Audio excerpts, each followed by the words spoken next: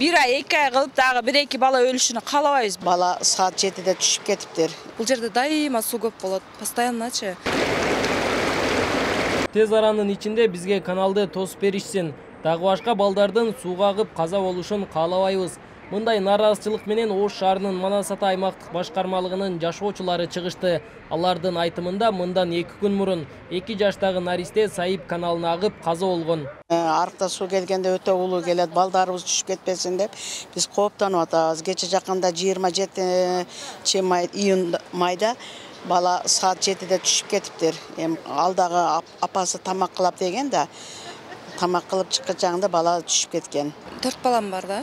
Ошо 4 балам менен чыкканда бирөөсүн коляскага салып жүрсөң, үчөө бош жүрөт. Бул жакта дайым келип суу агытат деп карашат. Бул жерде дайыма суу көп болот, постоянно-чы. Суу шаркырап агып турганга мен коркомун. Анан балдар каралбай калат деген бул шылтоо эмес деп ойлойм. Тосулуш керек. Мында чогулган 20га чукул жашоочулар Манас Ата аймактык башкармалыгынын башчысына жолугушту. Айтылган арыз муңдан кийин тез арада каналдын бир тарабын тосуу талабын коюп жатышат. Мына суунун бою кимге карайт? Бизге Нариманга карайбы, мэрияга карайбы? Бизди кызыктырбайт, тезирээк төсүп берсин. Тез аранын ичинде бундагы суруп 1 ay, 2 ay кылып дагы 1-2 бала ölүшүнү каалабайбыз. Бизге андай нерсе керек эмес. Бул балдар деле канча кыйынчылык менен чоңойттук биз делечи. Ошон үчүн тезирээк аракет кылып, тезирээк реакциясын көрсөтсүн бардыгы.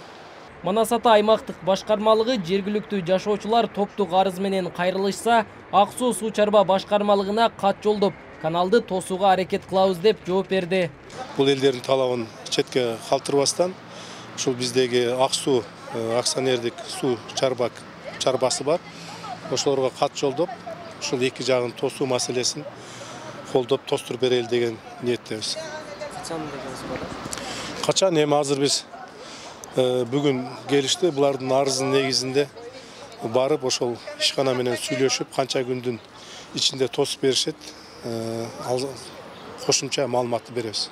Сайып каналындагы суу Нариман айыл өкмөтүндөгү сугат жерлерине жеткирилет. Каналды Ак суу пайдалануучулар ассоциациясы көзөмөлдөйт. Аталган мекеменин башчысы учурда каналдын ачык турган 300 метрге жакын жерин тосууга каражат жок экенин билдирип, кийинки жылы каралат деп кошумчалады. Мен каналды барып тоса албайм, мага бюджеттен бир сом бере албайт. Мен ошо услуга аламын, только мурап сураптардын айлыгын, налогун, ана техника кредиттери зорго чечип атам.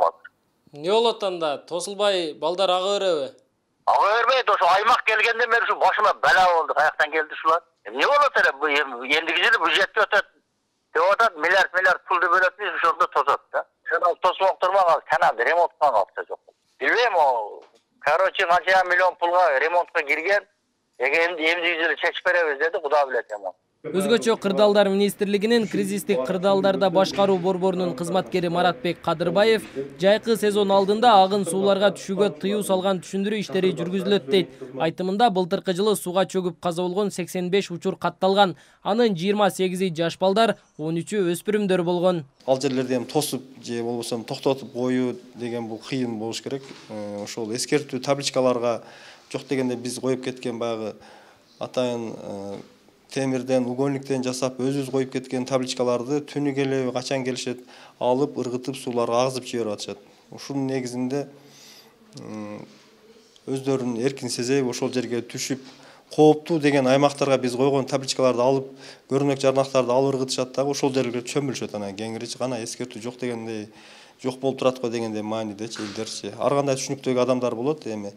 Ош шаарындагы бир канча аймакта кооптуу делген канал, сай, дарыялар бар. Алардын жээктери эч кандай тосмолор менен тосулган эмес. Өзгөчө Кырдаалдар министрлигинде катталган сууга чөгүүлөрдүн 80% дал ушундай сууларда болот. Нургелди Каныбек уулу, Азам Бузреков, Бейтарап, Ош шаары.